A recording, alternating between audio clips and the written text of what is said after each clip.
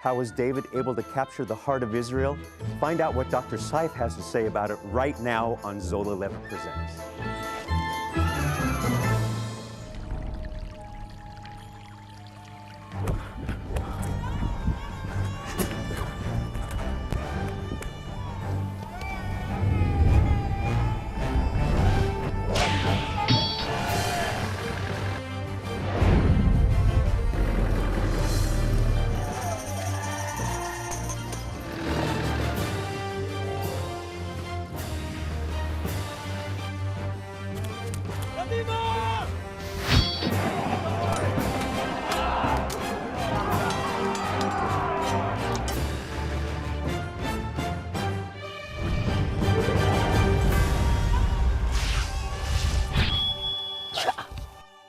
Shalom, friends, and thank you for joining us today on Zola Levitt Presents. I'm David Hart. I'm Kirsten Hart. Jeffrey Seif. We are here with the series Warrior King. It's all about King David. Yes, and it's all about being a warrior, not a worrier. I'm telling you, he was a stand-up guy in troubled times, and God used him to turn it around. You first taught this in 2009, correct? Yes, it goes a ways back, but the story of David is 3,000 years old. We can borrow material from it, and it's, you know, the Bible is so applicable to today, yes? I can say I really love this story of King David and what he went through in his life. It's exciting to hear his life story. Yes, it really is. And you're a David too, and I you're am. a man after God's own heart, David Hart. I try to be. H-A-R-T. That's good. We will have so much more in today's program, but now let's go to Israel for our dramatic reenactment and also teaching with Dr. Jeffrey Seif.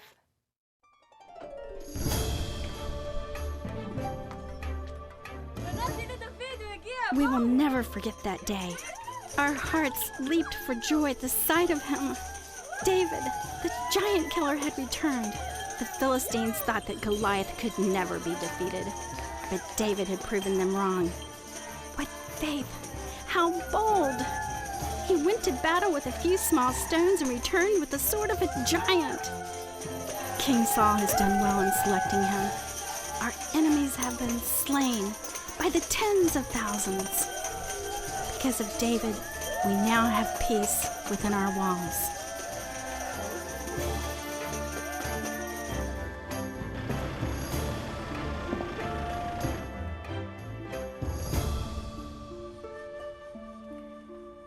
There was electricity in the air, if you will. People were bristling with excitement. And why is that? Because there was a sense in Israel that there was a new day dawning. And why is that? Because a new personality was emerging. David was beginning to make his mark on Israelite history, and people had a sense that they'd be the better for it. It had been hundreds of years since Israel had someone like him. Moshe Rabbeinu, Moses, was a religious sort, but he was a spirited soldier. Joshua fired up the national spirit with enthusiasm as he, with his intrepid, bold spirit, followed in Moses' footsteps. But after that, the whole thing fell apart. For hundreds of years, there wasn't a national hero, and people just went to their own homes, they went their own way, and Israelite life slipped into decay, despair, and disorientation.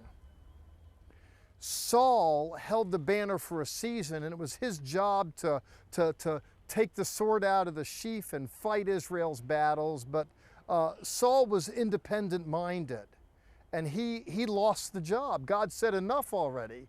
He proved himself unmanageable, unteachable, couldn't work with them, more concerned with what people thought than what God thought. And so attention shifted to the house of Jesse, where the Lord alighted upon a fellow named David. The word David comes from a word meaning beloved. And beloved David worked his way into the hearts of Israel.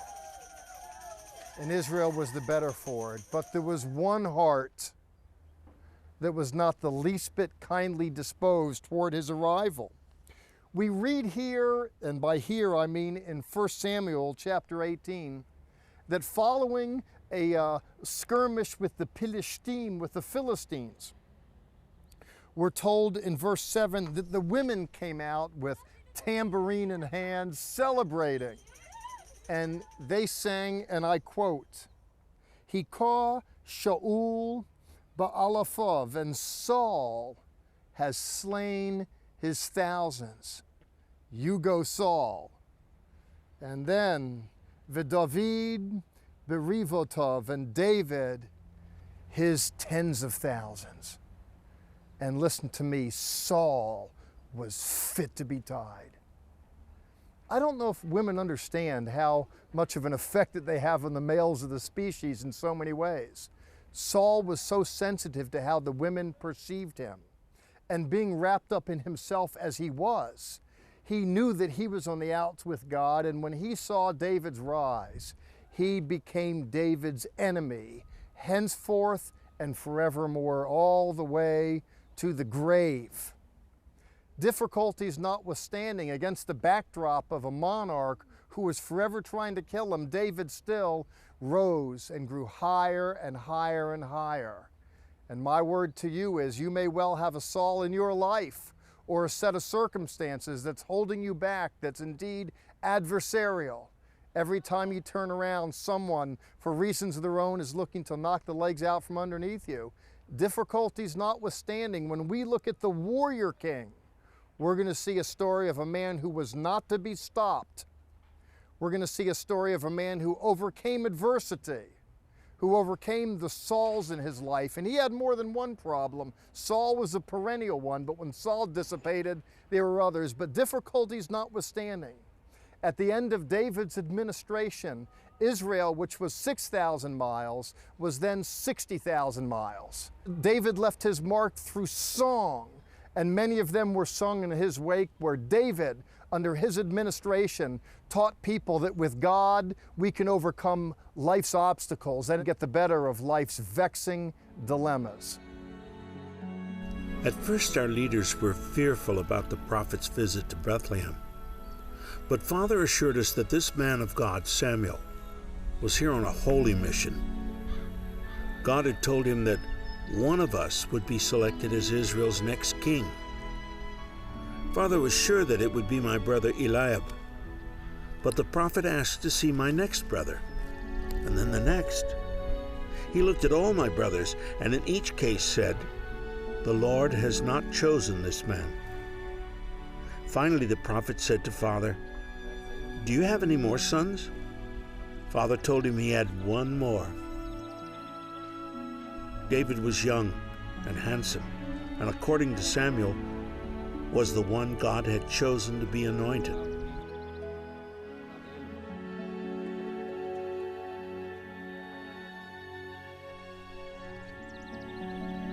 Things changed forever that day, for my brother David and for all of Israel.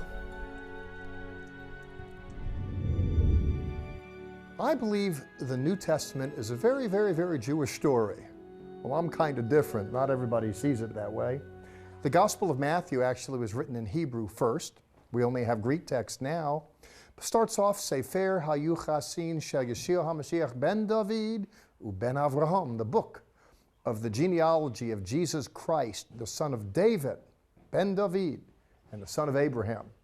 I think it's a great story. Jesus Christ, when I grew up, I thought his father and mother were Mr. and Mrs. Christ.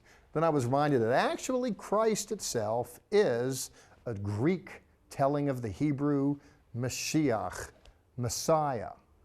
And the word Messiah itself comes from a word in Hebrew, anointed one. And why is that? Because in the Torah, there were individuals that when they came to office, they were anointed.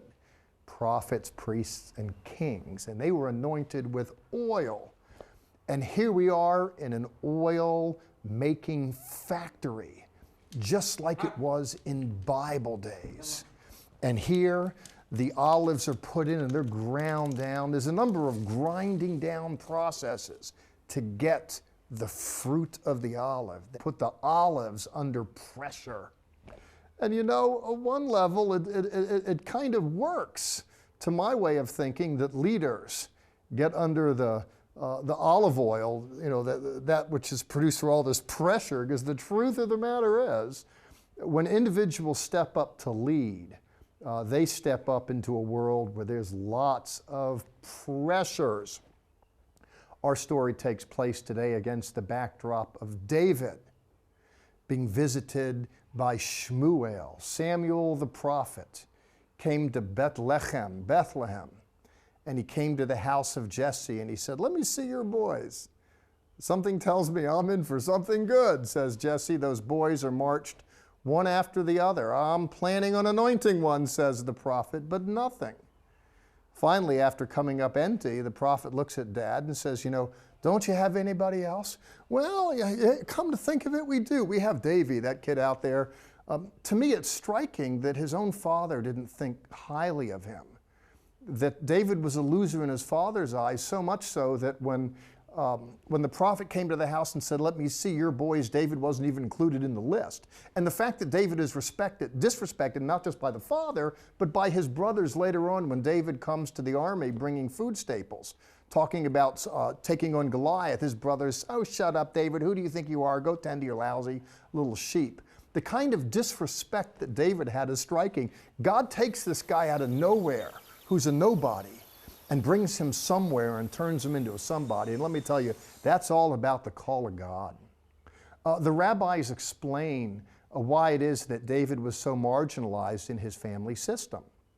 There are various arguments put forth, one of which is that David himself was born out of an adulterous relationship, which would explain why his brothers, who construed their coming into the family more legitimately, would look at him disparagingly. You might recall the psalm where David says, "In sin did my mother conceive me." And again, some rabbis attribute it to just that.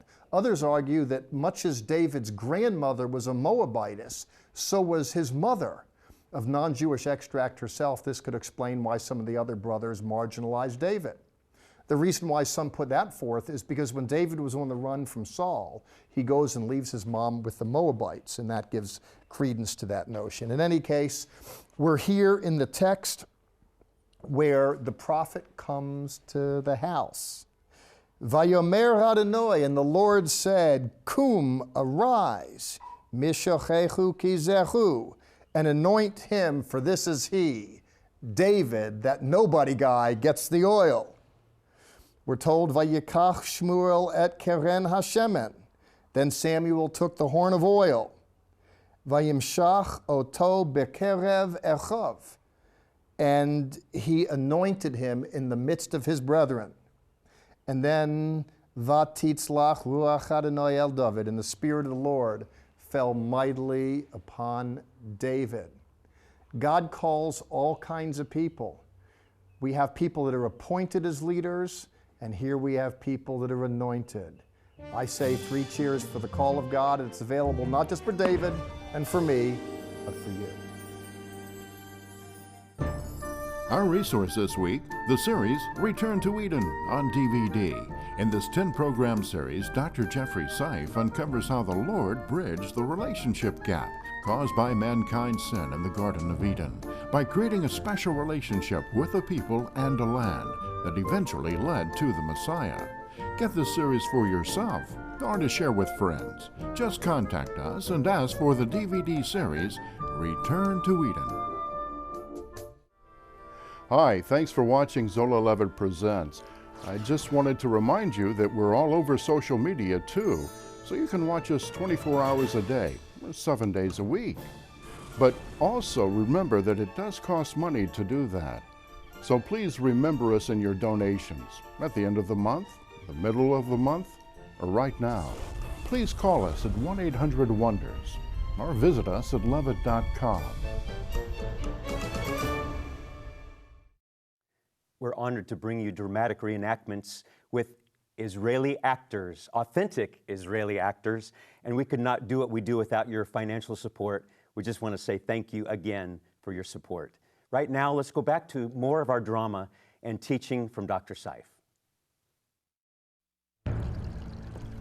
David only needed 1 smooth stone, but he selected 5. Waiting for him was the biggest man anyone had ever seen. Over 9 feet tall, his armor alone weighed as much as a man. His iron spear was greater than 15 pounds. Goliath had taunted us unmercifully for 40 days. And then one day, this shepherd boy, David, the son of Jesse, confronted the Philistine beast with his sling and that one single stone.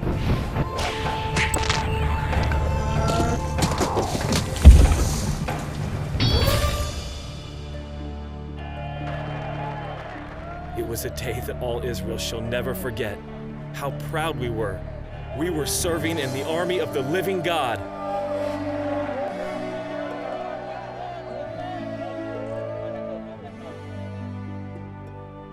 The word Seif comes from the German meaning soap. Doesn't bring out the machismo spirit in me, to be sure, but my parents are of German Jewish extract. The word Seif has another name in Arabic. It means sword. I prefer that, but I can't claim that.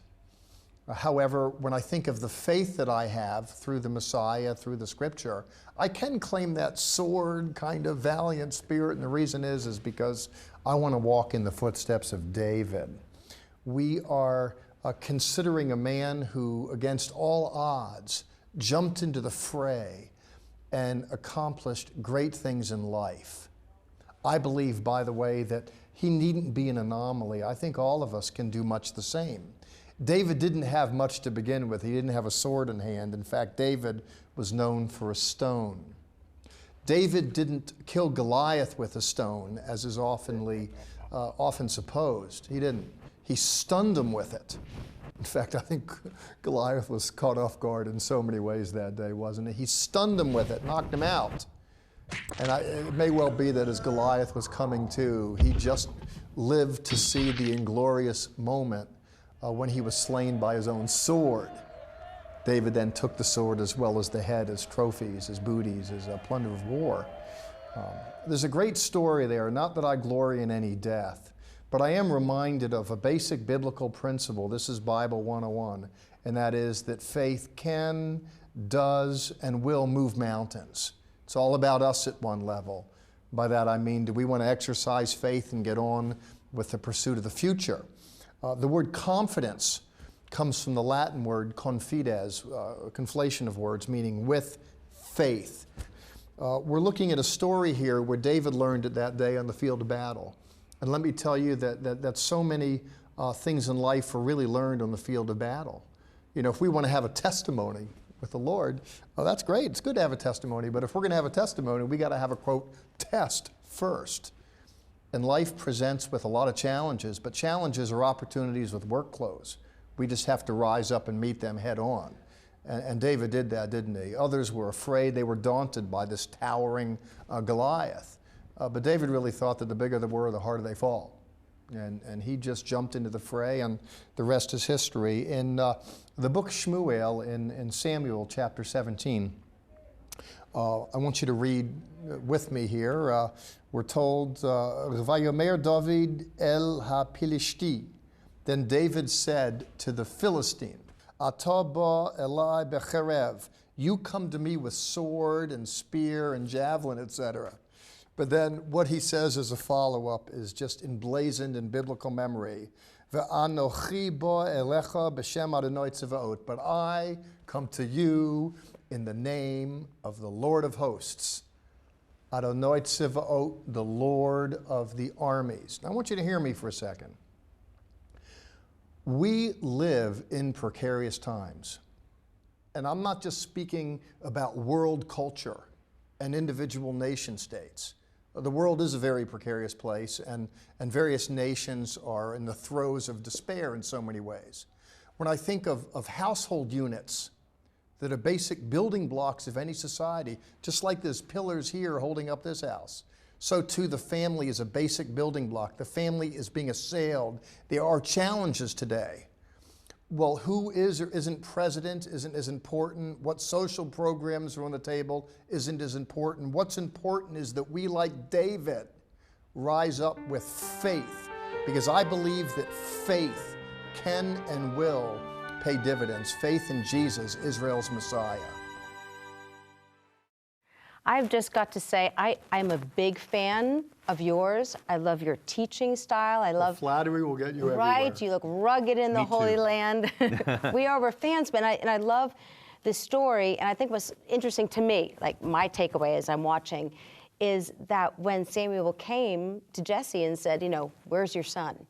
And he didn't even think of David. He didn't even think of him, right? David's an afterthought. You know, in high school, he wasn't on the most likely to succeed list. He wasn't the quarterback of the football team. That would have been me too. And that was me too. I was roadkill on the highway of life. You know, I never thought, you know, I would have doctor, professor in front of my name. I never thought I'd be on television and that good people might be half interested in what I have to say. I wasn't even interested in my own thoughts. You know, God, he just lifted him up out of obscurity.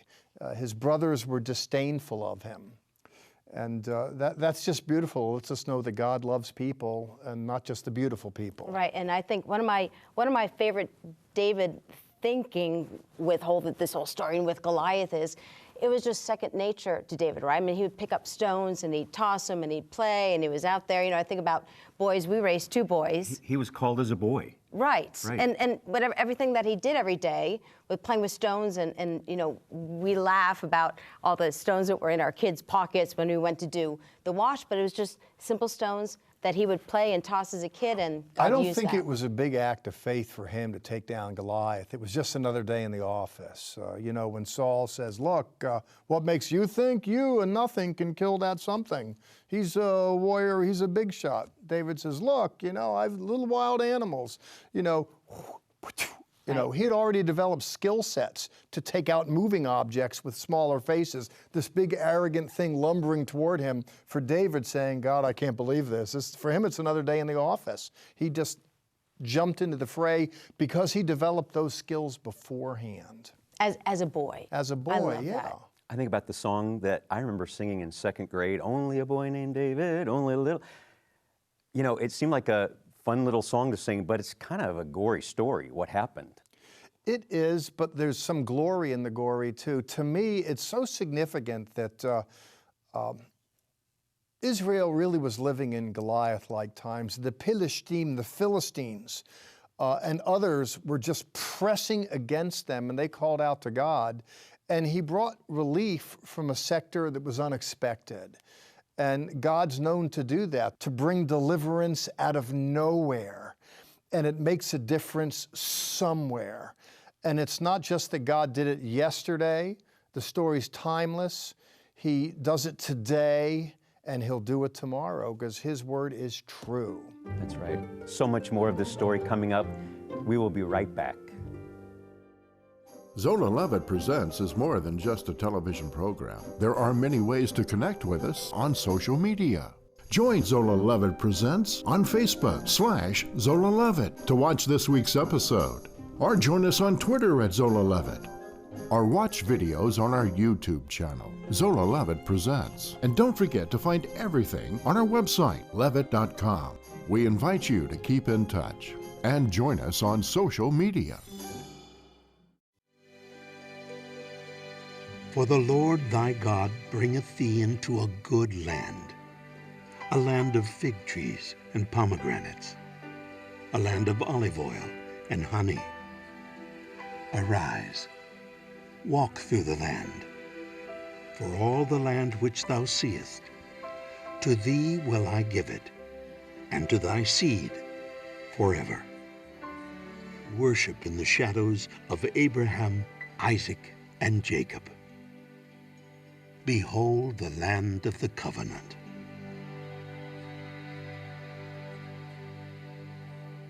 I would like to personally invite you to come to Israel. We go 2 times a year. We go in the fall and also in the spring. Levitt.com is our website with all kinds of information. And I just want to tell you, the hotels that we stay at they're wonderful. Gorgeous rooms, the views are amazing. And also, and this is my thing, the buffets are fantastic. So the food, the lodging, the sights, come with us. Take a trip of a lifetime. Now let's go to our favorite Galilean, Chaim Mailspin.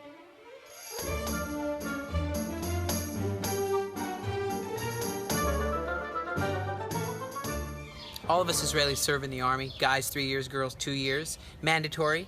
We have to get together and defend the defenseless in this one democracy in the Middle East. I served with the Combat Engineer Corps, the elite unit for special operations and missions. And it comes down to faith sometimes when it's truly a dangerous scenario. We know that he never slumbers nor sleeps who watches over Israel. But do we know that when we're in face of discomfort or danger? I know that there's that moment where you have 10 minutes to phone your family. You can't tell them you're about to go into a very life-threatening situation, but you just say, I love you, I'll see you later, and that may be the last call you ever have. But that faith had to become real for me. My challenge is now, will our faith become real as we step into God's prophetic plan unfolding right now?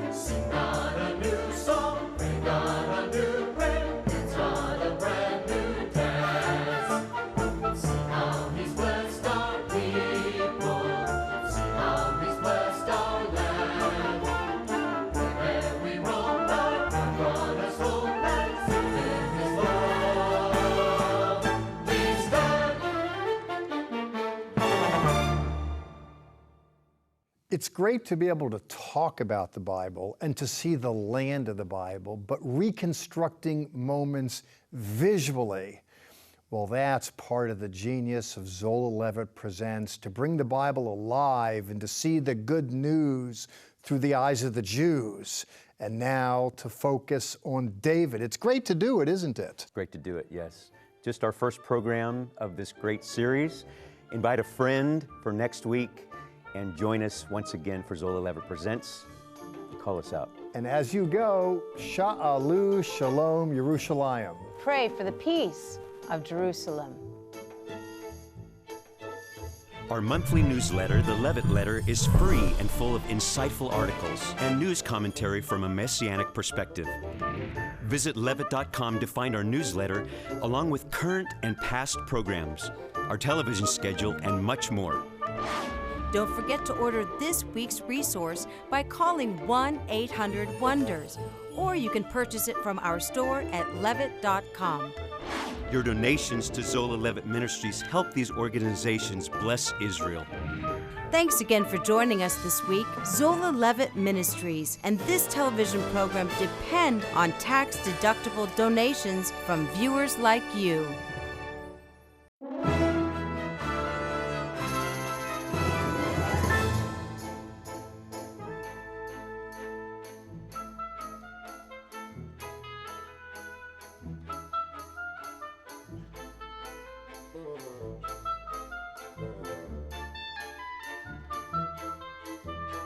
This has been a paid program brought to you by Zola Levitt Ministries.